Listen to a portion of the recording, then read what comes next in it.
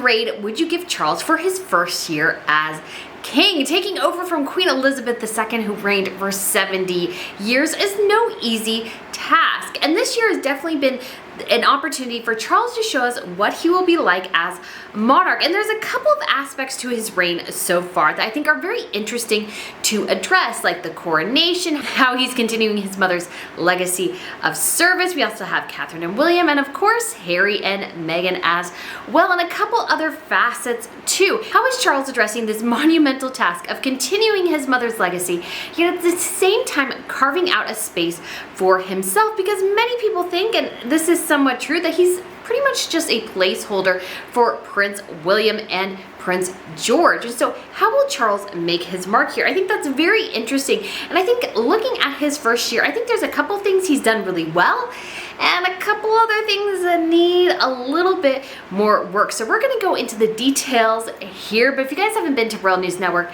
before, my name is Brittany and I provide compelling royal commentary about the latest news, sometimes a little bit of the drama going on behind the scenes. I also have a weekly newsletter, I also have a fashion channel, and I have a membership as well. And this week I have been currently traveling in Germany and Austria, so willkommen, and I have been enjoying some time with some of my followers. We've had a fantastic trip throughout both Germany and Austria, looking at some of the history here with the Bavarian royal family and the Habsburgs. So we've just had an absolutely fabulous time. We're going to be wrapping up our trip here pretty soon, and then I will be on my way to Sweden to cover the King's Golden Jubilee. I cannot wait. And yes, many of you are probably wondering whether or not I got some press credentials. And yes, I did. So I will be covering some of this from close up in the action. Sometimes not so much, sometimes yes. But this is Royal News Network's first really credentialed event. And we are so excited here. It's going to be awesome. It's going to be fabulous. And I can't wait to show you guys more about the Swedish royal family. We'll see some of the Scandinavian royals as well. I'm looking to get as most coverage as possible because I have been so excited for this event all year.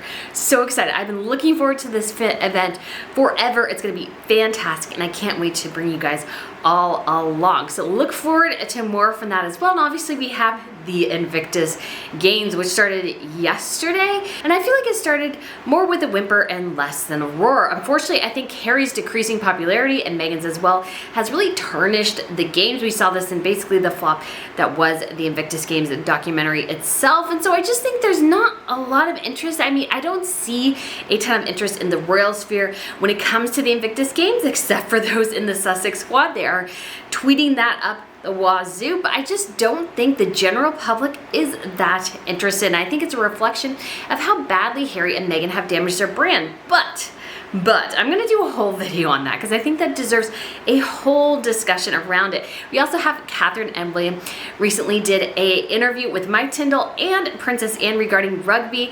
Mike Tyndall is part of a podcast called The Good, the Bad, and the Rugby, and he is married to Zara Phillips, daughter of Princess Anne. And so there was just a lot of fun bits here. So go ahead and take a listen to a little bit of this here. Would you take part if you give it a chance? Yeah, definitely. Actually, we have trained for a year. We have done, and we were told categorically there was no parents' race. Right. But then they called the last minute parents' race, and maybe the competitive side in both of us were like, we have to take part in this.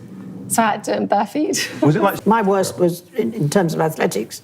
Well, apart from running around the square at Balmoral, I was really good at that because I did corners really well. You were quite quick. The look you had on your face is quite terrifying. I love all sport. I really generally love all sports. You know, I love swimming. Personally, I love swimming wherever I can. Cold swimming as well. Cold swimming. The colder the better. The colder the better. Really? I absolutely love it. Style. Yeah. Slightly to the point when it's crazy and it's dark and it's raining. And all right, guys, I just think this is fantastic. I hope the Waleses end up doing more things like this. I love this a little bit behind the scenes and Catherine's competitiveness and her hardcore. She plays in the rain. She takes cold swims.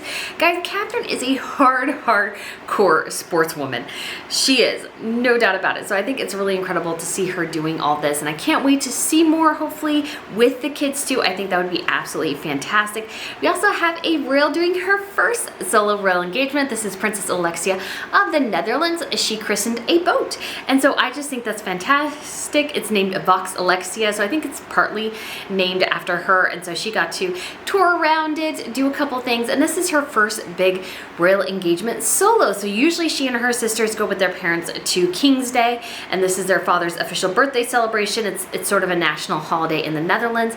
And so this is her first time doing this. Her sister has done a couple of solo royal engagements, and she's taking a gap year this year, and she and her sister will be there at Prince's Day. So this is an opportunity for the royal family to officially open Parliament, and I will be there as well, hopefully capturing some great royal coverage. I cannot wait. It's going to be so exciting because this will be Alexia's first time, Amalia's second, so that's her older sister, and their parents. It'll be fun to see them going through the streets in their carriage and then going to the balcony. It's going to be fantastic.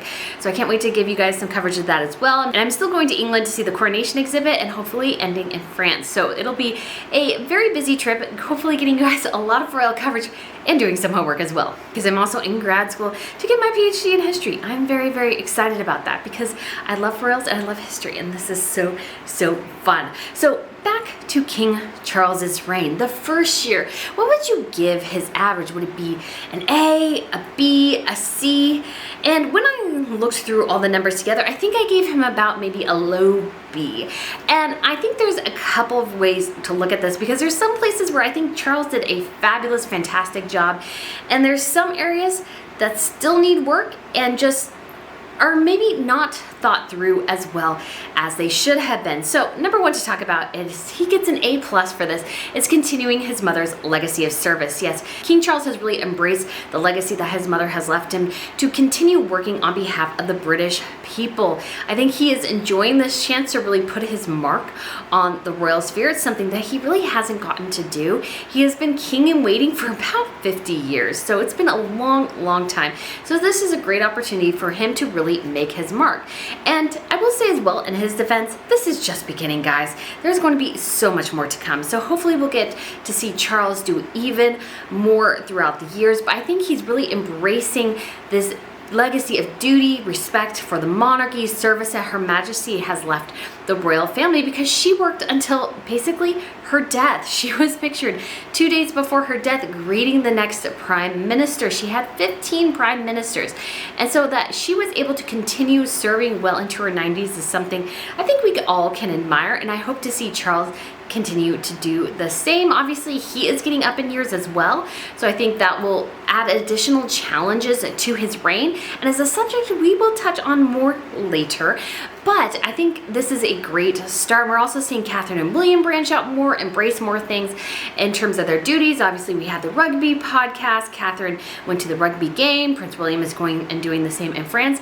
So this is a great opportunity for them to continue growing their royal presence in the United Kingdom and really change the monarchy subtly into something that perhaps reflects somewhat a more modern time. I believe Queen Elizabeth was in the process and obviously embraced the modernization of the United Kingdom. However, sometimes there were some challenges to that as well, and I think the old guard being replaced with the new guard is something that is very, very good.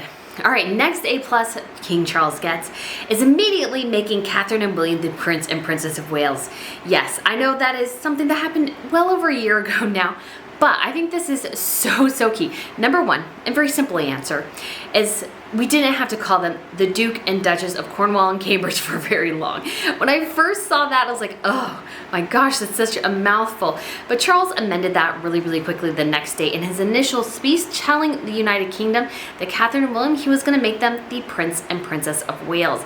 And I just think that is a fabulous thing for him to do. Catherine and William deserve those roles. They've served the monarchy diligently, brilliantly, and I look forward to continue seeing them grow within that sphere. I think it's going to be absolutely fantastic. I love that we have a new Wales' family. Just so many things, because there's such an important and historic connotation with the Prince and Princess of Wales. We also have the Diana connection as well. So I think this is something that Charles did brilliantly, and I think it represents and reflects Catherine and William and their place within the monarchy. Allowed them to really get to work, I think, very, very quickly. And we have seen them take on more and more engagements. I think maybe they could do a smidge more sometimes, but obviously they're kind of slowly dipping into this. They've had a very, very, I think, gentle introduction to the rigors of royalty in a lot of ways compared to some of their peers, but we will continue to see them grow in this capacity. And it's awesome to see them attending foreign royal events like the wedding of the Crown Prince of Jordan. That was just so exciting. I wish they and hope they do more of that. Obviously for the royals, for a long time they sent Sophie and Edward, so it'll be curious if they send Catherine and William now to some of these foreign royal events, or if they continue to send Edward and Sophie. And just as a reminder to Harry and Meghan that they could have been also part of that amazing set going to all these foreign royal events. That could have been Harry and Meghan. Meghan wearing a tiara more than Catherine. Just putting that out there. They let that opportunity slide. That's on them. But anyways, I think it's brilliant to see Catherine and William really stepping up into their future as a future king and queen of the United Kingdom. All right, so for an A-, I'm gonna have to give it to the coronation itself. It was brilliant, it was timely, it was perfect. Unfortunately, the weather was bad, but that's not really my issue here. What I thought about the coronation is that it was, yes, perfect and what it needed to be, and yet I felt like there was a conscious effort to restrain the majesty of the monarchy and some of the ostentatiousness of it naturally that exists. So when it comes to, let's say, the ladies wearing a tiara, that Catherine didn't was weird, that Sophie didn't was weird. Obviously Anne was in her military uniform, but it just seemed very, very strange that the ladies who were present, who were representing the working royal fold, so that's obviously Catherine, Sophie, the Duchess of Gloucester, and Princess Alexandra of Kent, that they didn't wear a tiara just seemed so incredibly strange to me. And especially given the ostentatiousness of the Queen's initial. Now I understand, they're wanting to slim things down, change things up, make sure it just doesn't come across as too much. But at the same time, you almost feel like pulling back went a tad too far. Especially because Catherine essentially wore a tiara in her headgear. Her headgear was a tiara. So why couldn't she wear a tiara, yet she's also wearing a tiara?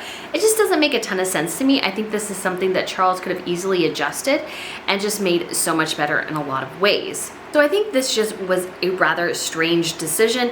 And continuing on from the coronation, yes, the balcony situation made sense during the coronation, keeping it just to the working members of the royal family. But I also have to say, Charles, you need to allow the balcony to be filled with other family members, for true being the color, yes. But it was great to see the royals come together and celebrate this moment. I wish the weather would have been better. The weather was kind of terrible, but it was fantastic to see this. I just think Charles could have leaned a little bit more into the regalness of the royal fold. Okay, so where Charles gets a B, I think, is in some of this royal foreign diplomacy. So what do I mean by that? Well, there haven't been really any royal tours this year. Yes, I understand. Diplomats came from all over the world to the United Kingdom. So why do you need to go to Australia, New Zealand, Canada, Fiji, other places, when obviously all of them are coming to you? Now, to a certain extent, that makes sense. However, I think the monarchy really needs to, I hope, aggressively be planning large-scale tours for next year. They can't leave it off for too long, because I really do think they really need to embrace the people within these Commonwealth states where Charles is head of state.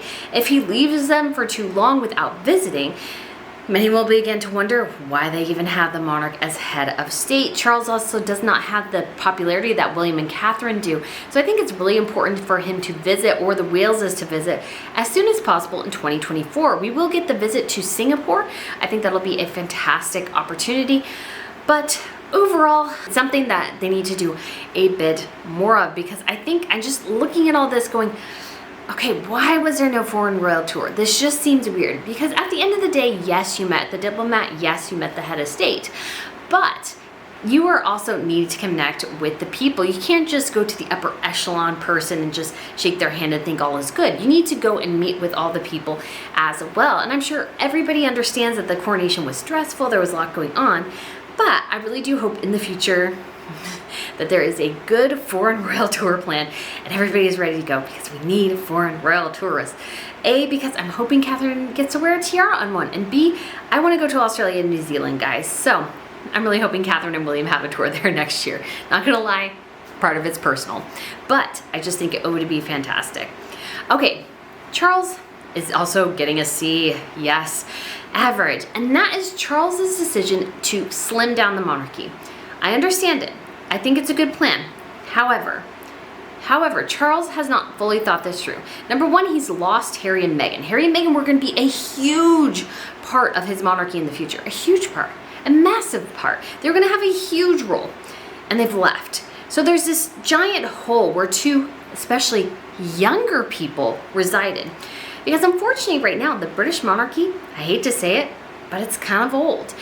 The average age is about 65, maybe 68 if you take out Catherine and William. The Duke of Kent is 90. I believe Princess Alexandra is in her 90s. Charles and Camilla are in their mid to late 70s. You also have the Gloucesters who are in their mid to late 70s, maybe even one of them has turned 80. And you have Catherine and William who are in their 40s. Princess Anne obviously is in her mid 70s as well. And Sophie and Edward are in their 60s. And so you have all these royals who are doing fantastic work. And yet it's harder to connect to the younger generations when everybody just seems probably so old to them. So out of touch, you know, they're old fashioned, they're old fogies.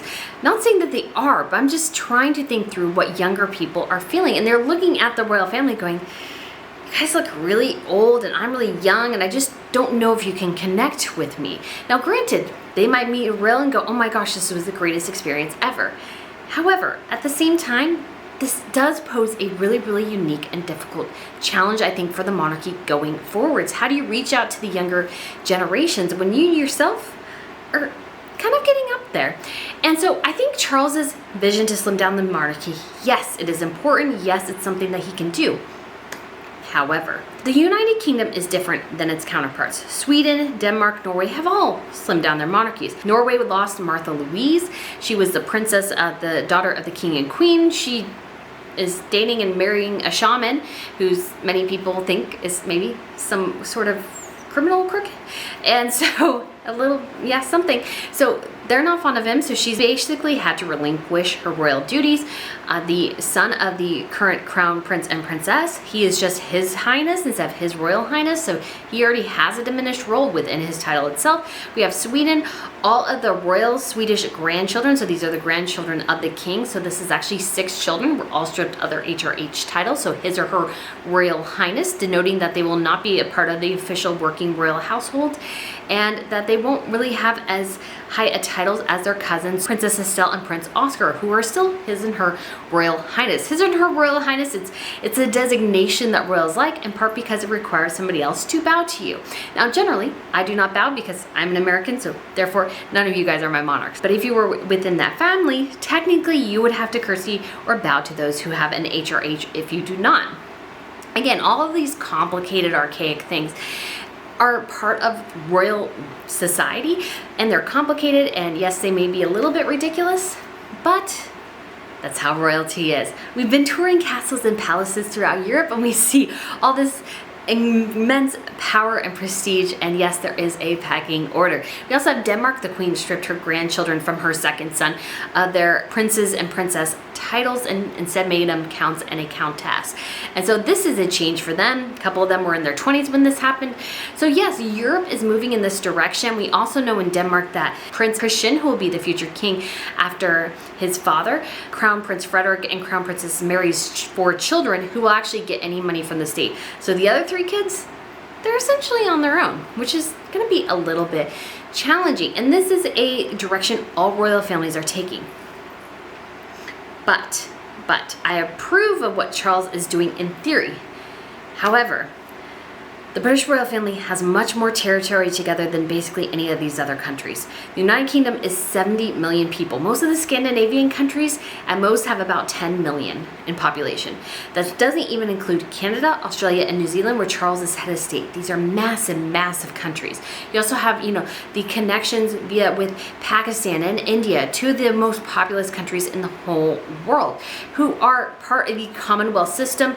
Charles is not their head of state, but they do do have this historic connection. So the Brits have just so much more territory to cover than their counterparts. So they really do need a larger working fold. That's why I think they probably should elevate Beatrice and her husband Edo, and perhaps Princess Eugenie and her husband Jack maybe.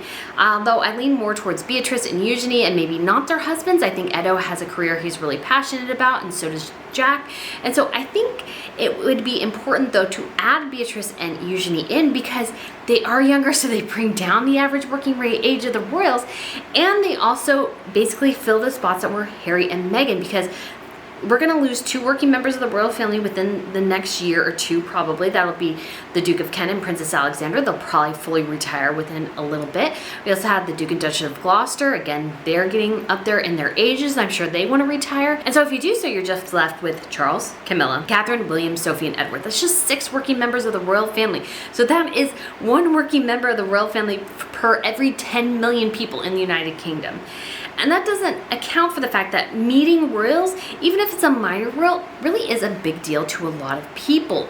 And the royals, the more they shake hands, the more they endear themselves to the public in general. So I think it's really important for the royals to have a large working cadre, because they are not like their Scandinavian counterparts. They cannot go throughout the next couple of years without basically a decent number of working royals, I hate to say. So I think this is a plan that Charles hasn't totally thought through. It'll be interesting to see how this goes in the future. Okay, last grade I have to give Charles is a D, and that is regarding Prince Harry and Meghan Markle. Yes, oh yes, it just seems to me like the royals just don't quite know what to do with them.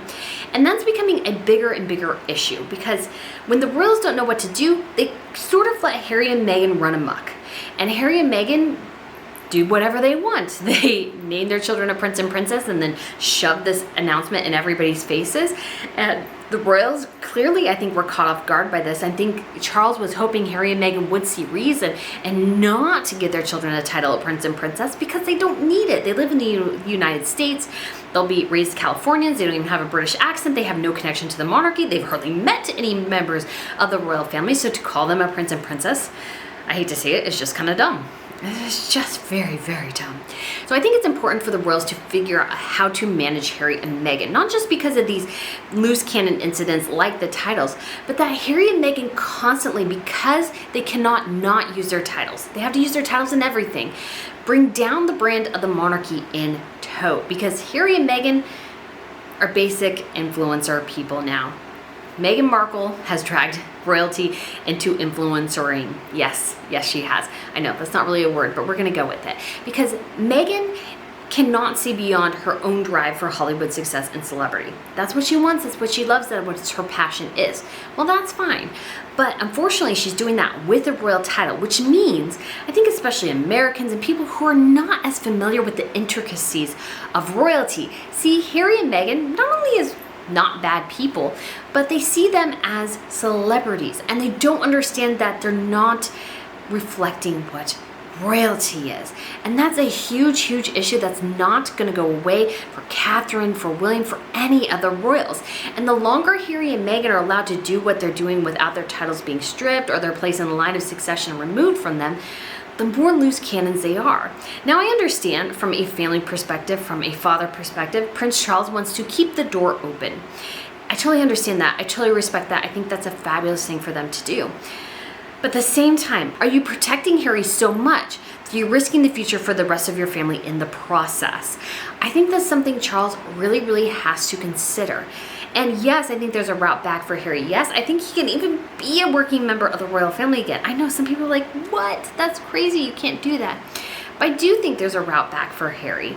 But at this point, Charles needs to make sure that Meghan is not bringing down the rest of the royal family with her as her popularity continues to tank and her business prospects continue to look pretty bad. Let's not forget, they've only had 1 success with Netflix. They've had 2 bombs and 1 success. And the 1 success we all knew was going to be successful. But anything where they tried to be a bit more creative or anything like that, they both rely on themselves too much and insert themselves too much where their content is not being productive. And I think Netflix will probably sever their relationship when the contract allegedly ends in 2025, because they're not getting anything good from Harry and Meghan. And if they're not getting anything good, why continue to waste money on this commodity when Spotify has already severed ties? Yes, Spotify had other business issues that contributed to that. But at the same time, Spotify realized that Harry and Meghan weren't worth keeping. And so they're like, you know what? We're just going to cut all ties now and stop draining money into the black hole that is Harry and Meghan. And yes, Meghan wants to relaunch the TIG or a social media channel at some point, and that makes sense. I think actually Meghan would be perhaps most successful as an influencer, but at the same time, her popularity has diminished so much. I think she'll have just a really, really small footprint in this field. And unfortunately, as they try to do this, as they constantly try to succeed in Hollywood, they're bringing down the monarchy every single time because they can't get away from not using their titles. And I think that's going to be an issue that Charles and William must address. And Charles, I don't think it's fair of him to leave that to William in the future. I think Charles needs to amend the letters of patent. I've said this time and time again. My suggestion, amend the letters of patent to say only children raised and educated in the United Kingdom can have a prince and princess title. That would probably essentially eliminate the possibility of Archie and Lilibet having one. Then we also have that perhaps stripping the titles. I think that needs to be done. Harry and Meghan don't represent the United Kingdom anymore. They can't really use something like that. Monarchy should say, well, Harry should be known now as Harry Windsor and Meghan as Meghan Markle because she can't be a Mountbatten Windsor. So I think that's where they need to go, and perhaps even at the extent of it, removing them from the line of succession, because I cannot tell you how fast the British monarchy would become obsolete if something happened to the Waleses, heaven forbid, and Meghan and Harry were going to inherit the throne. I can tell you right now, the United Kingdom would become a republic like that. And so Charles needs to consider these things, because it's not only his legacy that he has to consider and his relationship with Harry, which yes, he should calculate into what he's doing, but William and George as well. The best way Charles can lead the throne to William and George is to eliminate the possibility of Harry and Meghan doing more damage to the monarchy and the royal family. So guys, let me know what you think of this video. Let me know what you think of the grades I gave King Charles. I would love to hear your responses. Thank you for watching, and I look forward to showing you guys some more videos of my travels, and I will talk to you soon. Bye.